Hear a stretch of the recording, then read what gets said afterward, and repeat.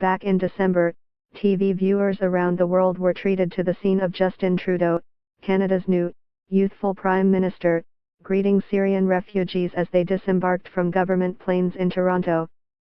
These images no doubt reinforced the impression that many Canadians have of their country, that it's a welcoming land of enormous generosity that celebrates the diverse cultures and languages arriving at her door, unlike our neighbor to the south that produced the venomous Donald Trump and seeks to integrate newcomers into a homogeneous American society. But the job of a pollster often involves confronting social myths with inconvenient data. The fact is, though this high-minded view of Canada may be comforting to many, it's not entirely accurate. A new study the Angus Reid Institute conducted in partnership with CBC reveals a slightly different portrait of Canadians than that of our national myth.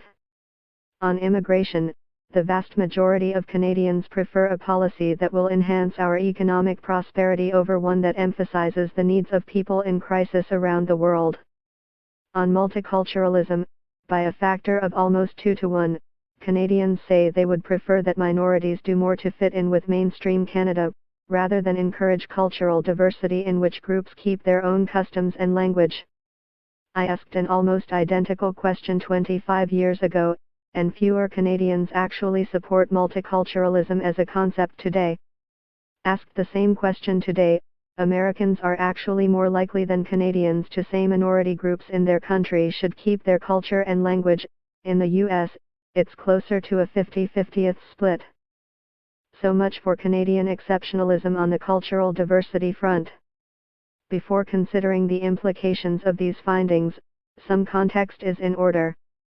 First, we need to reflect on how much perceptions and attitudes have changed throughout the decades. Though Canadians offer less than enthusiastic responses on multiculturalism in the abstract, they've actually become more inclined to embrace specific instances of diversity over the years. One example in particular stands out. In the early 1990s, I conducted several polls on whether Canadians agreed with a policy in some Legion halls that banned Sikhs wearing turbans. At the time, Canadians were divided on the issue. Today, our defense minister is a Sikh veteran who wears a turban. Likewise, around the same time, we polled Canadians on a campaign originating in Western Canada to change immigration policy to favor people from white countries.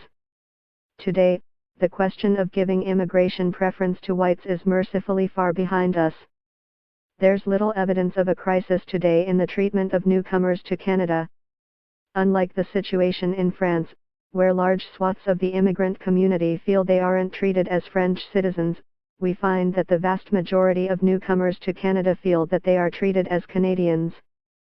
In fact, they're more likely to say they're optimistic about their children's futures and the future of the country than Canadians who were born here.